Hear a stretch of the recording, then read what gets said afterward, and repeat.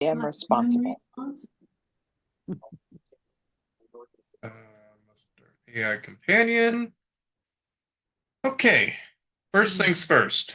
We're about to begin recording this session, which I already started, to allow people who can't make it live to still learn along with us. All audio will be recorded along with only the video of our presenters.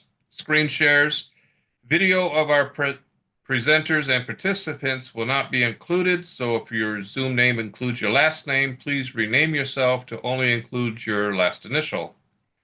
And please do not say any last names out loud. Our anonymity will then be sufficiently protected. What I've done is I've just went over in the past since January. I just used the video and I put black boxes all over everybody's face so the audio syncs with the video as the presenters are doing it. That way, um, it's a little easier on our end to scrub everything. If you've taken a look in the past, you'll see what I've done. Um, Welcome to our April 2025 AA Technology Sharing Session. The idea for these sharing sessions came about the 2023 National AA Technology Workshop. There was a common feeling that our community of technology trusted servants needed more frequent opportunities to get together and share our experience more than just once a year. These monthly sessions attempt to meet that need. The sessions are the last Tuesday of each month at 7 p.m. Eastern, 4 p.m. Pacific. The one exception is that our upcoming December 2025 session will be on the 16th instead of the last Tuesday of December to avoid conflicting with New Year's Eve. The topic of today's subject is digital voting. After the presentation, we'll have about 30 minutes for questions and sharing. So as you listen to the presentation, please write down any questions or comments that come to mind so you won't forget them. We'll finish at 8:30 Eastern. These sharing sessions and format are an experiment, so please provide your feedback at the end through the survey link that will be put in the chat. For these sharing sessions to evolve in a long-term sustainable service project, we need your help. Please consider signing up to chair a technology session. This will involve picking the topic and arranging presenters. The steering committee will gladly help you with that if needed. And then you'll also do what I'm doing now, read the format and facilitate the session itself. While you're welcome to sign up to chair a month, as an individual, feel free to also take it on as an area or a group trusted servants. If you're able to chair a session or are interested in serving our steering committee, please reach out to the email that is going to be posted in chat, techsharing.sessions@gmail.com. We would also appreciate any contributions that will help with our virtual Zoom account, storage expenses through our home group online treasury account. And that link will also be posted in the chat. You can also look at archives, and that's going to be posted from past sharing sessions if you're interested in any of the other topics that have been in the past. We will now, lastly, we'll consider these sharing sessions as a learning group. Very few of us are experts in technology. We're just AA members that made ourselves available to help our local service entities, and because of that, we now have some experience to share. So with that in mind, let's get into today's topic.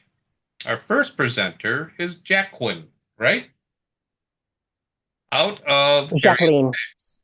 And Scott W. from Area 26 will follow. So if you are ready, have at it. I am ready. If you'd give me a timer, I'd be really grateful. Okay.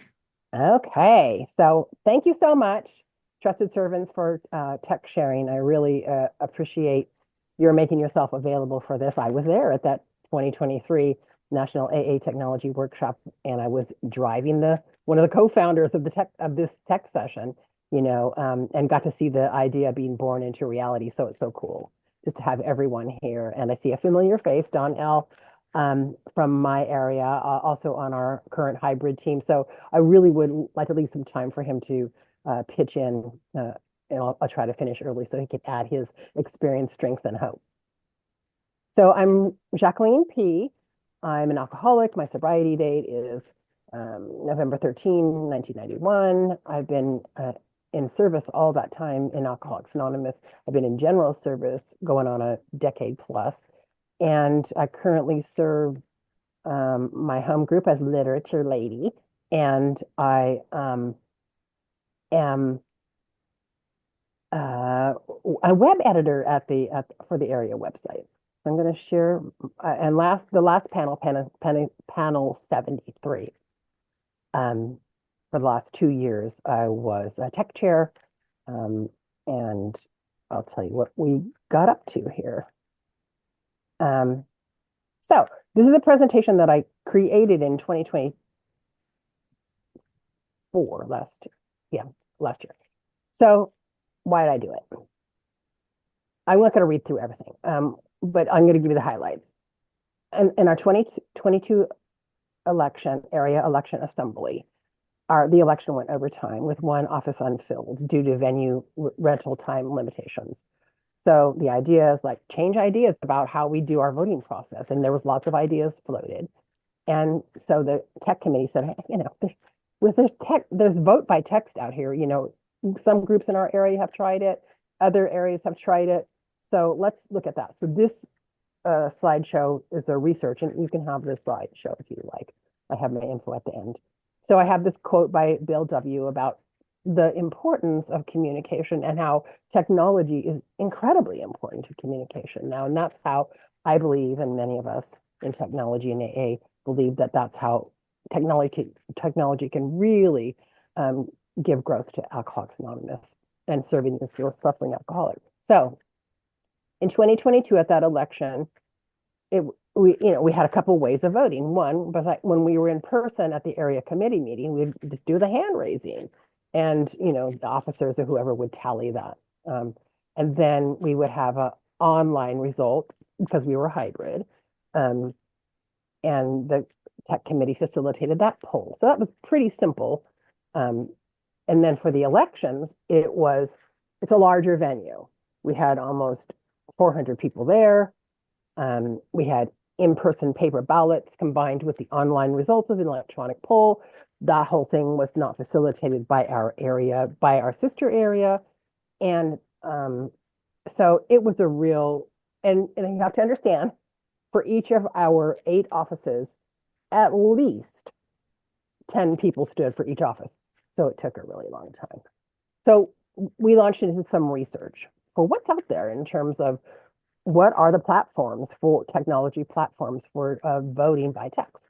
So this is a simple table that shows here's just 5. I looked at 9. We kind of distilled them down to these top 5.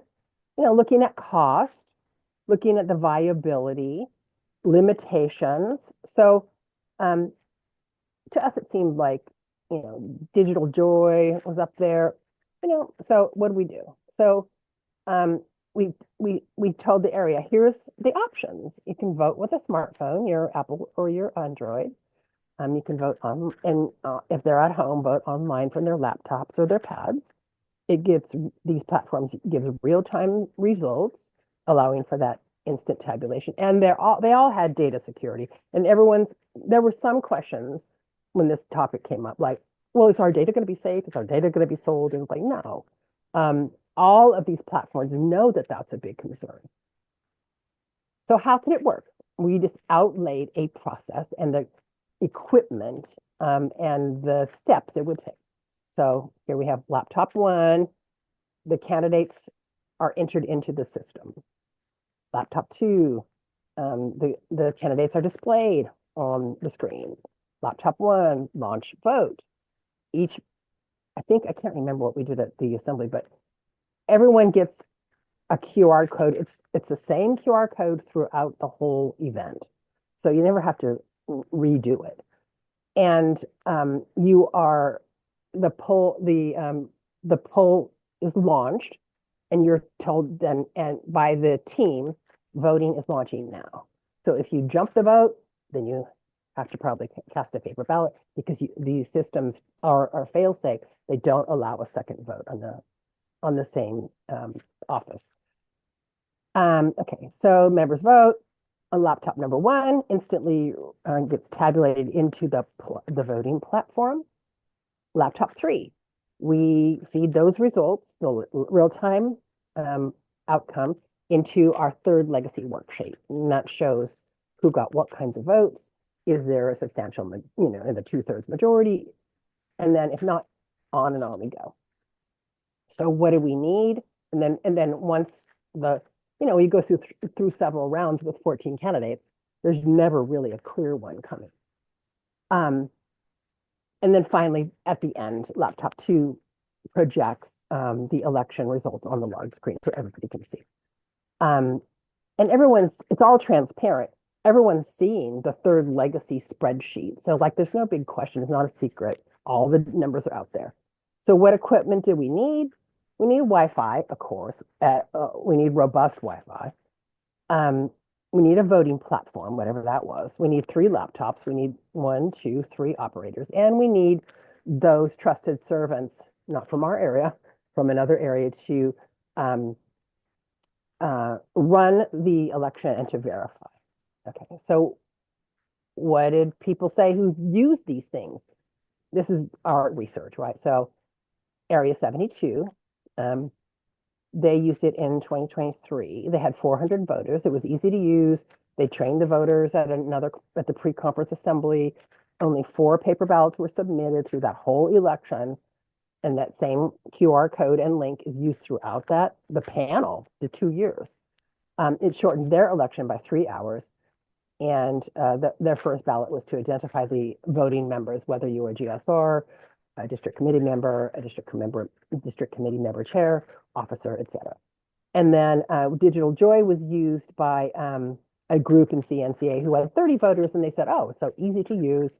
The election went really quickly. It had a reasonable cost for a small group.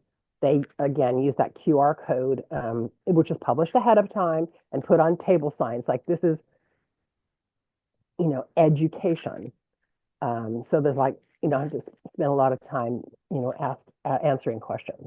So they said they had 17 positions elected in their single election meeting versus, and I think the person told me they had to have it over 3 district meetings because it took so long. So this was hallelujah for them. They were so excited to get it all done in one night. So that group was super happy. That was our anecdotal in feedback. So I'll just show you Digital Joy. This is one of the ones we were looking at. The platform, and the prompts. It's very easy, and they've thought it out. Digital Joy, and then here's Direct Poll. I don't love this as much. It's a little bit clunkier, but it'll do. So what happened? So after the tech committee presented this presentation in February 2024, a motion was presented, not by us, but from those people who were excited to get something new going. And it was presented to the area meeting in April 2024 to purchase the Digital Joy platform on a nonprofit yearly plan, and that was approved. No issues. We'd been discussing it, for a while. So what happened next? The tech committee asked for tech committee volunteers to train the area on how to vote by text. Our former area treasurer, who's on the committee, took the reins and trained the area's hybrid team, Dawn here at our sharing session being one of them.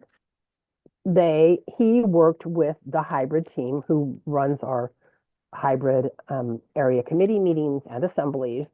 He worked with them to put together what would a mock vote look like and what were the processes, steps, and procedures. So at our summer assembly of 2024, we voted, what's your favorite fruit? And everybody just had a really good time. And, there's a lot of joviality. There were a lot of joking and laughing. People were excited. We don't do paper ballots anymore. But however, paper ballots were available for those who needed it. And Don can pitch in. I can't remember if there was any paper ballots at that mock election. And there were a few issues, one being the Wi-Fi, but that's always an issue with tech, right? Okay. And so we passed it on. The training, the script, the tech requirements were passed on to our sister area from CNIA for our November election. So what happened? So we have 8 officers and trustee at large candidates on the election slate. And each of those, except for the trustee at large, each of those 8 officers had a minimum of 11 candidates and a maximum of 14. So we really gave that third legacy worksheet a workout, as well as the Digital Joy voting platform. 3 of those 8 elections went to the hat, which is always very exciting, but people are just like, oh, come on, going vote after vote after vote, So what was the end result? Only 1% of the area's 300 voters or so used paper ballots. Reportedly, this is all anecdotal information, since they didn't follow instructions on when to vote. Like I said earlier, if they voted too early, they couldn't vote on the same ballot twice, which is that fail-safe Digital Joy has.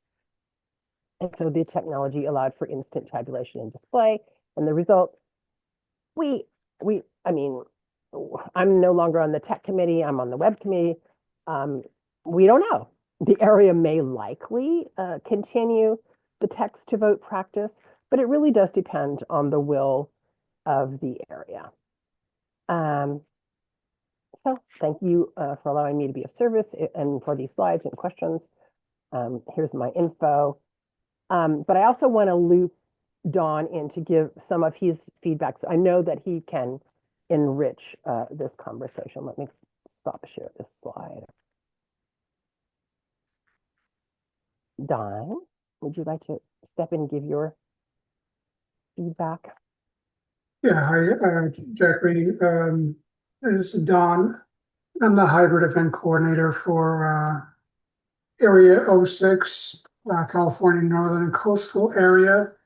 And I wasn't prepared to speak today on this. But, one of the things that we found with Digital Joy in text to vote is that our non-technical personnel was able to catch on very quickly in texting to vote. And we do have some paper ballots, and we do have some errors where people tried to vote too early or voted too late. But we also set up help. So if someone needed to do a chat to one of our hybrid team members and or the persons who was helping out with the elections, then they can chat their vote directly to them, and we could add it to them. One of the things is that there is a yearly subscription, but you may need only 2,500 responses, and you may only need 1 month of purchase, which is about $40. I don't know what it is right now, but it's about $40. And one of the things that works very well is that you prepare the polls in advance, and then you just edit them. So that you have all your elections, and then you just fill in the candidates as they make themselves available, and then you edit it, and then we present a spreadsheet that shows the results, and then if someone drops off, we just hide that row and just move on. And it seemed to work very well, saved a lot of time. Paper ballots was almost non-existent. It was people that tried to vote too early.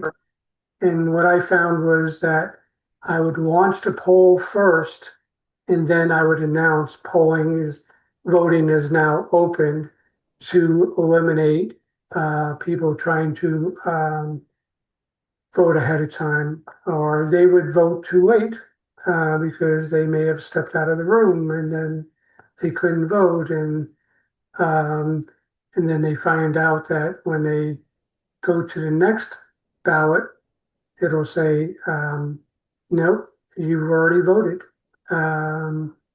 So those are some of the issues, but it's very minor. But I found Digital Joy very easy to work and pretty cost effective. Um, you know, with 16 candidates and you know 4 or 5 ballots, we needed to use a full year subscription so that we would have those. I forget exactly what the number is, um, but it was 30,000 votes that we had available to us. And so, I don't know if I could, um, if you want me to share a screen to show you some of the slides, I can, but otherwise it's pretty simple. Thank you, Don, for letting me put you on the spot. And as usual, you had your experience of it, and you're a very experienced, trusted servant. So I knew you wouldn't, you're unflappable, Don. So thank you.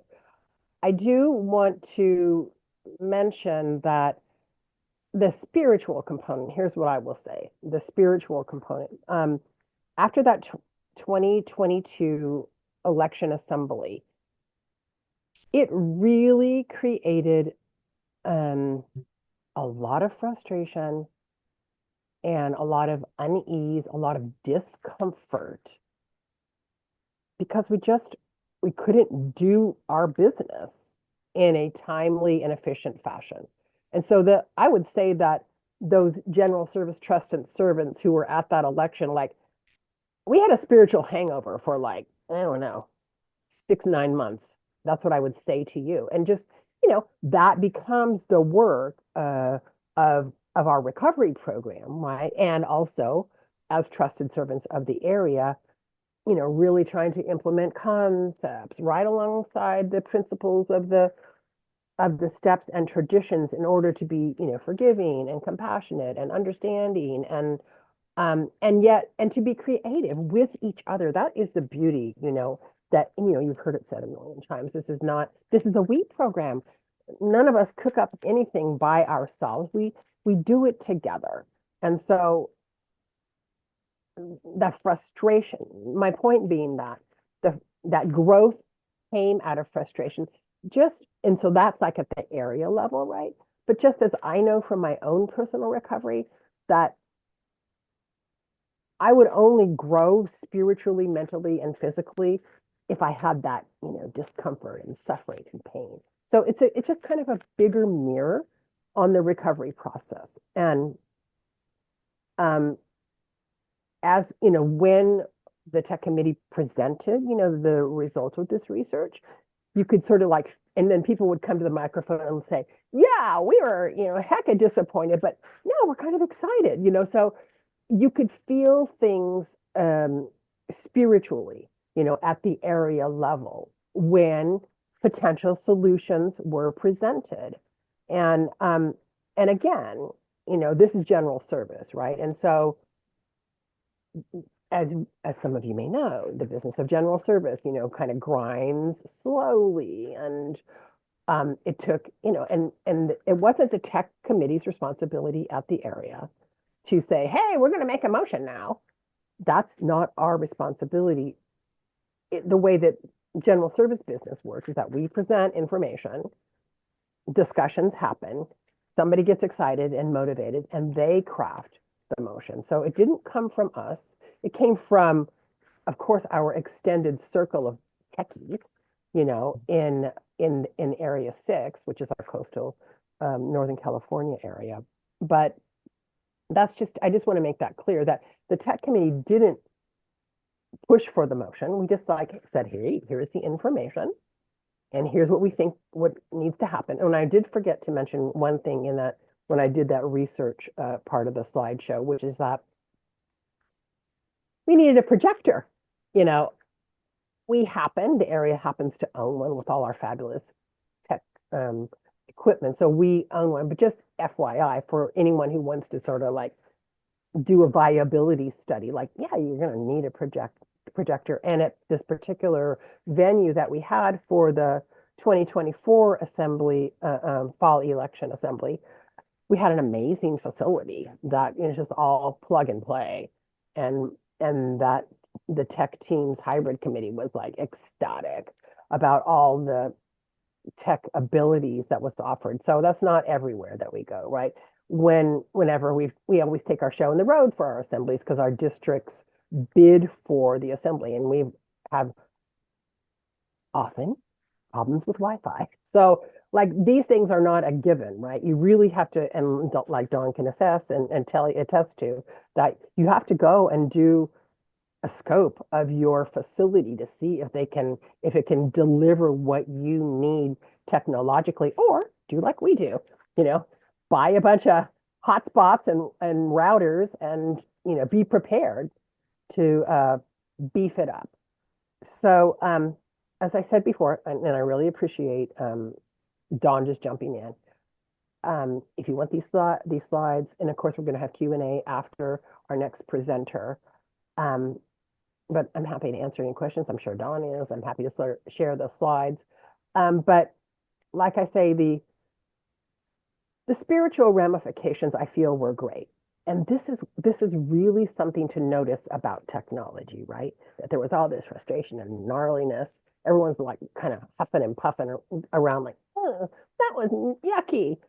And then when a tech solution was presented, spirits changed.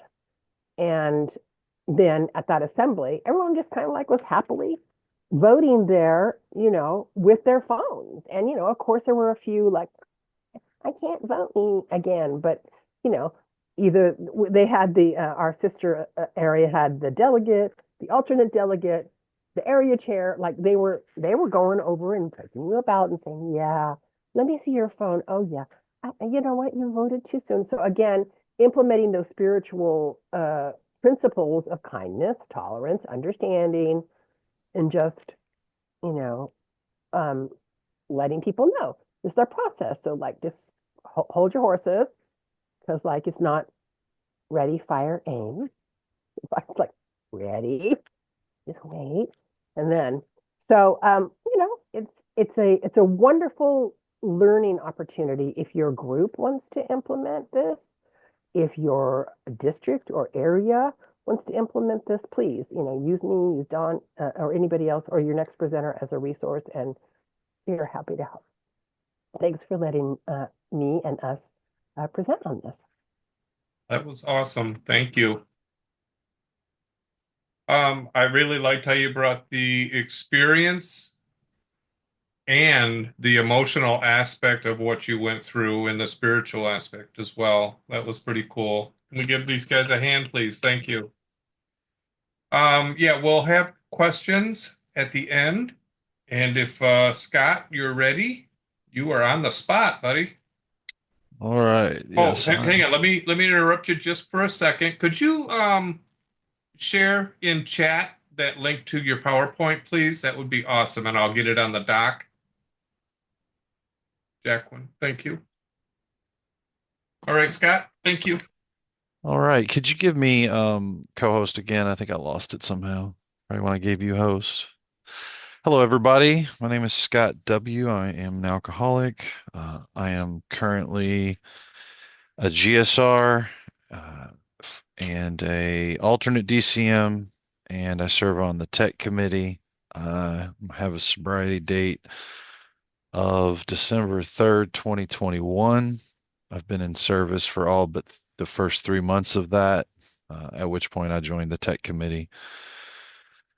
I am going to admit to being not as prepared as I like to be. I had a personal family emergency this last of the entire month, but So I'm going to do the best that I can, but I'm going to caveat that with saying I would like to put together, and I'm going to commit to putting together a an entire demonstration properly edited, and to put it out there. We could put it on my the Area 26 YouTube channel hidden. I can upload it to you guys and everything, but that way I can show from what you see behind the technical bench of doing a third legacy voting Zoom hybrid, which is what we're talking about. I guess I should have said that first, but I'm going to put together a better representation that shows what each person sees and how you edit everything. That's my commitment to you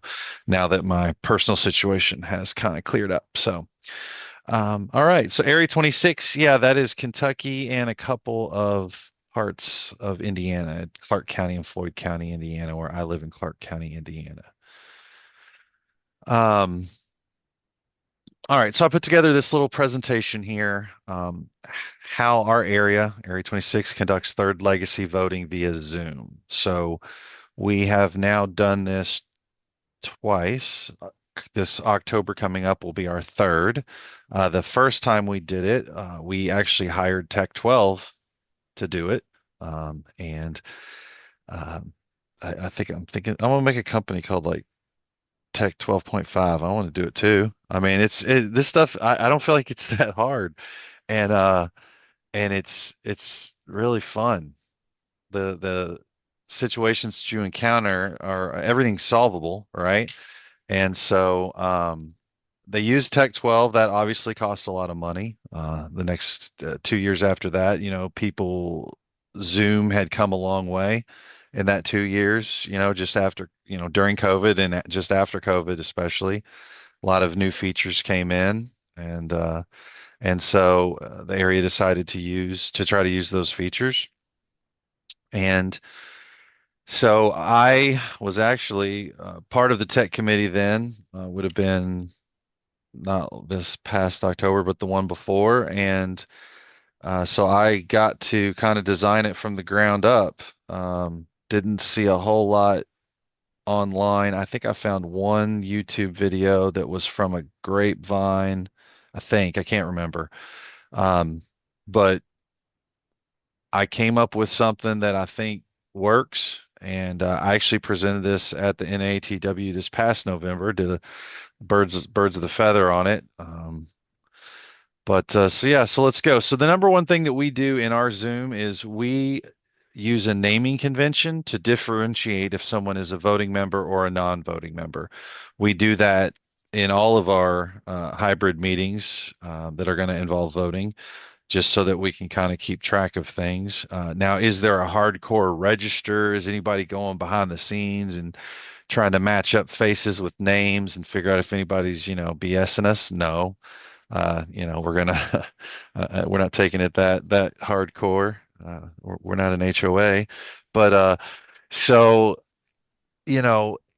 we can, if we use a naming convention, then we automatically know if someone has if we're in the middle of a vote, and if it's not third legacy, we just use raised hands in Zoom. If you see a raised hand from someone with a 2, you don't count it, right? It's easy. It's just a quick little glance, you can tell who's supposed to be who. So that's what we do.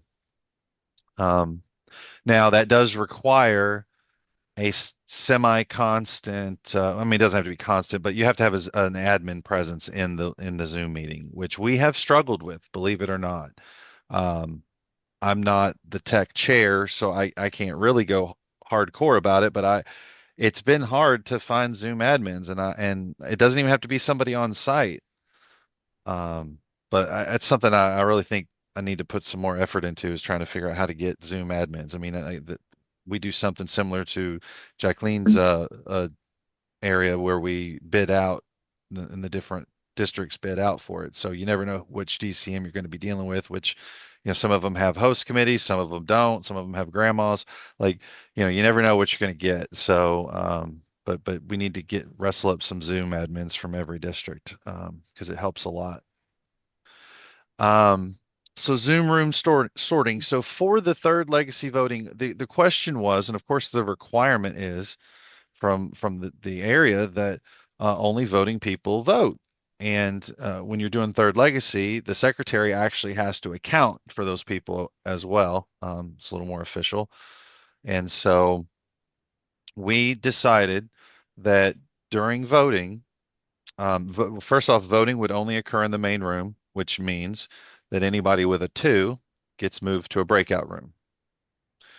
And so then the problem was, well, that breakout room, how do they see what's going on? How do they hear and see what's going on? Okay, so the way that we solved that was we live stream our event to YouTube. We just live stream it to a private, unlisted, you have to have the link in order to use it. And the only person that uses it is an admin in the breakout room. The admin in the breakout room launches that YouTube, shares their screen with audio. Boom, all of a sudden the breakout room's able to see everything that's happening in the main room, albeit with a lag, which I kind of like, so that people can't, text and be like, "Ooh, don't vote for that." But, not that that happens, never. So you got a breakout room with non-voting members, and you have a main room with only voting members. So during a vote, you have to click that little icon in the bottom that says lock or enable waiting room when you start the voting. Or you can have the waiting room going all the time and just have a dedicated admin in there. That's not a bad idea if you have the manpower. But while the voting's going on, you have to lock the waiting room. And of course, the settings enabled where people can't move themselves from breakout rooms and people can't rename themselves. So you lock the waiting room down and then you can launch your polls. Now, as was mentioned earlier when we first got started, and it looks like my little poll, yeah, I got poll notes set up down here. So the polls have to be enabled at the Zoom website level. So a couple things have to happen. Number one, now let me put a little asterisk next to this. This is how it was last October, before last, whatever, when we did this. I have not set this up obviously since then. They may have enabled fixes and things but what I'm about to say is a best practice anyway. A lot of our Zooms, especially I think if you pay for the persistent feature or whatever, you pay for the premium, you could just go in them and they're live all the time. The first one in is, I think, maybe becomes the host or maybe doesn't. Maybe everybody's just a participant, but that's how our area Zoom is. However, if you set up a meeting ahead of time, if you go in and you schedule, our area meeting is going to start Saturday morning at 6 a.m. All right, that way, if you get anybody early bird, they get in. That is where you enable polls, is on that meeting level, and that's where you create polls. And at the time, back, like I said, a couple Octobers ago, you could not dynamically create a poll. At least I couldn't figure out how to do it, and I gave it the old college try. I worked on it for a while, and then I found some, Reddit articles and stuff about. They said that it was an issue. So what you had to do is you had to create one or two of each style because there's different style polls, multiple choice and whatever. So if you create one or two of each style poll, then that'll give you, while the meeting's going on, a way that you can edit them and you can copy them and duplicate them and things like that. Once there's at least one, I don't know why I did two. I think I had a fear of hitting a delete or something in the middle and not having access to that specific type anymore. But so, you don't have to put in who's going to be in those polls, but you just have to have the polls created, and then you can dynamically adjust them at the meeting as you know who's going to be running for which position. And then you launch the poll. So similar to everyone in the room is using paper ballots. The chairperson gave us a signal to start the online poll. The polls are set up to be anonymous, and they are anonymous. I don't even think, if it's set up to be anonymous, that even the admin sees it. I don't think. I think you can run a report, but I don't think right away you see it. but I could be wrong on that. And so, you get the results. What we did was we just waited for everybody to vote. We wrote down the actual vote on a piece of paper, tore it off, and walked up and handed it to our chairperson or set it down on our podium so that after she was done counting in person, and we have a camera set up. It's actually interesting. We put a camera on the whiteboard. So we just set up an extra webcam, it's like $60, and we keep an extra around anyway, just in case one poops out. But we just put a camera on the whiteboard. That way the people at home are able to follow along and the people in the room are able to follow along. And so after she would be done counting in the room, she would say, okay, can I have the Zoom count, please? And she'd, get it from her podium, and she would add, and actually, I think she would say the person's name, individually, just as if she was opening one. She would say it one at a time. So it felt organic. It felt like the Zoom people were part of it, and that everybody was participating, and anybody that wanted to watch can watch. What did I? Chat's disabled for everyone. If anyone chats in the chat, it goes directly to the admin. That's a setting, obviously, in Zoom. I think most of you know that.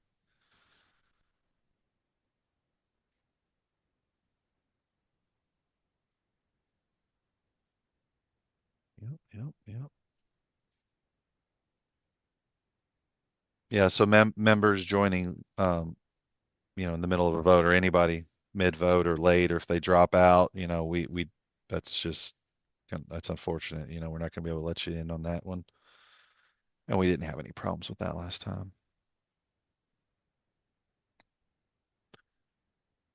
So that's what I was able to put together. I'm just gonna let everybody know my mom passed away last Thursday after like a long bout with like cancer and hospice and stuff. So, but everything's good. Everything's good, and I was able to be the guy I always wanted to be thanks to this program.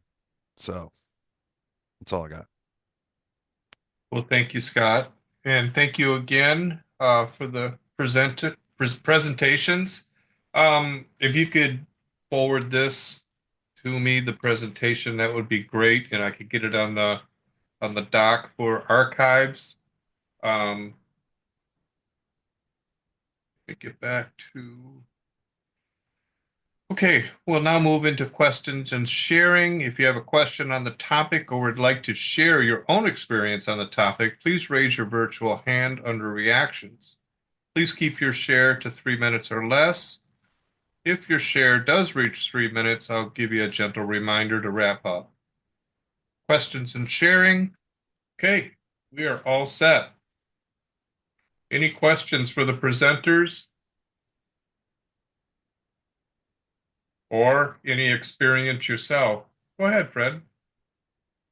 Hi, Fred. I'm an alcoholic from Area 59, and I've done some research on this, but we haven't actually tried this as of yet. I did have a question. When they voted too late, and so they couldn't vote on the next one, did their counts carry over to the next one? I guess that'll be for Jacqueline. Hopefully, I got that right. I tried. You did, yeah. They just can't vote twice on the same ballot. But, when the ballot clears and we go on to the next poll, then they're free. But, hopefully, it seems like that the participants did learn that they shouldn't jump the gun. But yeah, they have access to the next poll. Yeah, I believe you said actually if they voted too late, then they were starting to vote on the next one. So that was where I was. Oh, so no, like, Okay. Right. When they knew that the election was coming up and they knew who the candidates were, and then, maybe they saw it's a number that you enter for each candidate, Okay, and so maybe they're they saw voting that and then they hit it, and then that was it, Yeah. Okay. Now I'll just share some experience and stuff. Area 59 does not do hybrid. We have, I think last year, 587 voters and like another 300 watching. So we've been doing the paper thing.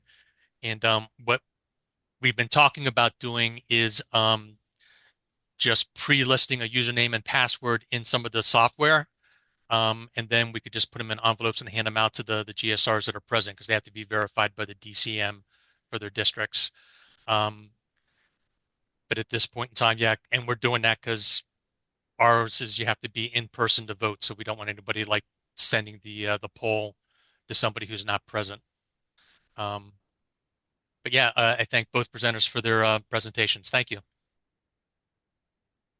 Leslie, you're muted. Hi, everybody. This question is for both Jacqueline.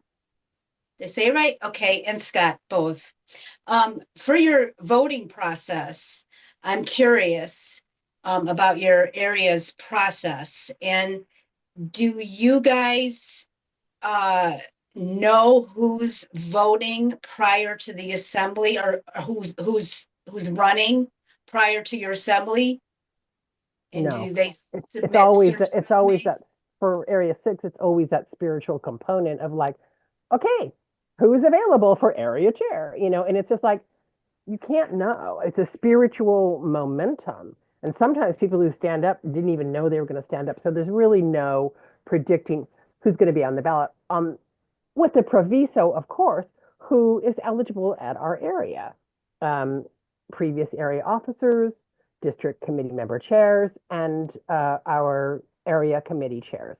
So we already know that that's the pool. So like Don was talking about that spreadsheet, they already have that preloaded. And anybody who just doesn't step forward is just, delete that row. So in a way, you do know the candidate pool, let's put it that way. And nobody can pop up and say, hey, I'm going to make myself available because they're not eligible. We have the eligibility requirements for area officers. Thanks, Leslie. Yeah, Area 26 is the same. Thank you. And yeah, So- excellent presentations. So Thank you. sorry, Leslie, were you done? I'm sorry. Yeah, I'm done. So Jacqueline and Scott, so you guys, to be an officer, you have to already be vetted, per se. How do you know who can be eligible for an officer? You have to be a chairperson prior, or you do? Jacqueline, it's only Area 6. We already have requirements for area officers. You need to be a DCMC, a district committee member chair. You can be a district committee member, but it's really rare. I mean, sometimes they'll stand. The DCMs will stand. And current area officers and area committee chairs. So that's the pool. Yeah, I'm looking at my handbook right now, and the Area 26 handbook, and the person's eligible to stand for chairperson, and it says all duly elected and presently serving DCMs, presently serving alternate chair, blah blah blah, and other officer roles, and then the currently serving standing committee chairs who have previously served as DC. So it's all in there of who can be there. So it's going to be a certain subset of people. Gotcha. Laura. Hi guys, I'm Laura. I'm an alcoholic, and I am the Area 57 Oklahoma webmaster. I facilitated Zoom elections in, I think it was 2021, back when I was the technology chair for the area, and I had the Three Legacies spreadsheet that you're referring to, Jacqueline. And what I'm curious about is if you have any kind of pushback from your area regarding the trustworthiness of that document, because I did. I had some people say, well, how do I know that you're using it correctly, or how do we know that this is actually doing a formula that it's supposed to be doing? And I did my best to try and provide the information for them to see, but I still had a lot of pushback. So I was just curious if you encountered that, and if you did, how you handled it. I'm Jacqueline, alcoholic here. I mean, no. We have a very, I'm so sorry for your experience. Like, wow. Yeah. In our area, there's a lot of talk that you hear in our discussions about let your trusted servants actually be trusted. Trust them. We also actually have a very vibrant and alive group of past delegates that call themselves, the back porch. they are the de facto kind of trust cultivators. We have one past delegate who's very, who's just makes herself available. Like if you need help with this or that and that. But all of those past delegates, I am absolutely sure, have vetted that spreadsheet since time immemorial. Excuse me, ever since we started using Excel. So there's a lot of trust built in that people have seen in transparency over the years. I've not heard of that, and wow, Laura, I feel for you because like how can you prove it, right? You can say, okay, Yeah. let me walk you through the sheet and I'll show you the formula. But Yeah. wow. Which is exactly what I did for them was walk them through and show them the formula and here's how this works. And I, displayed it for them a couple of times ahead of time. If I may ask one other quick question regarding the voting app that you guys used, is it an app that they actually are going to have to download on their phone, or is it web-based where they scan the QR code and they're able to log in? That's it. Okay. It's a platform. Are they an app? Oh no. It's a platform, and we create a QR code for that particular. And Area 72 used it their whole 2 years. That same QR code for their 2-year panel. So maybe Don wants to jump in. Don. Yeah, thanks, Jacqueline. Don, again, hybrid event coordinator. So just a couple of things I just wanted to clarify is one, at Area 06, our elections are not conducted by Area 06. They're conducted by a different area. So we have no skin in the game, so to speak. The votes don't come to us. They go directly to Area 07, who's our sister area that does our elections for us. For the digital voting, it is text to vote. So there's no QR code to scan. So this eliminated the ability of having, Wi-Fi available for 300 people in a room. It was text to vote, and one of the things that is set up is that you get a response. Thank you for your vote immediately. Gives you the opportunity to know that your vote was received. And if you don't get that, then you can raise your hand and someone from, the area, the sister area will come over and help you out. And they may just give you a paper ballot at that time. And because your vote didn't go through for whatever reason, they may have entered the wrong number because each candidate is listed by number. So for example, if number 2, Laura, was dropped off the ballot and someone voted for number 2 again, your vote's not going to count because you're no longer part of that vote. So and we've seen that where we'll see a vote for number 2 come in and we don't count that vote. They made the error. We can't correct it at that time because we don't know who made that vote. Awesome. Thank you both. Well,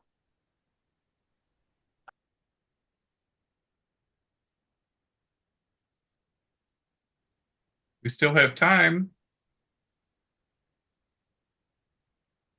Brett, I pasted that presentation into chat. Oh, thank you very much, sir.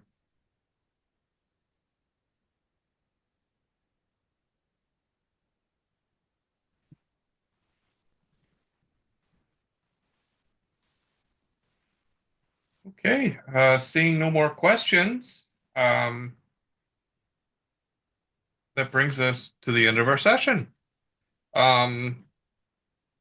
If you have further questions or ideas and want to discuss with the AA Technology Committee, please continue this discussion at Technology and AA Forum. You can also join our Slack. That's what we prefer. We'd love to get some topics. We need a new topic for May. We can repeat older topics that were popular, but we'd like to get some fresh eyes on these. Anything new that you've experienced or would like to bring next month would be great. With that, before we close, here are a couple of closing announcements regarding technology session. As I mentioned before the presentation, we are a learning group with varying levels of technology experience, from beginners to experts. And because we're a learning group, all of you are eligible to present at future technology sharing sessions on the topics you've learned something about in your journey of AA service. So, if you haven't already, please fill out the topic survey that we've posted in the chat. And you'd like to learn more about what topics you would like to be available to present. Please fill out this survey. I'm going to paste that in on what we could do to improve, or if you'd like to join the steering committee, that would be awesome too. And deciding on what topics and how we can get people to present their experiences. Okay, I'm going to stop recording.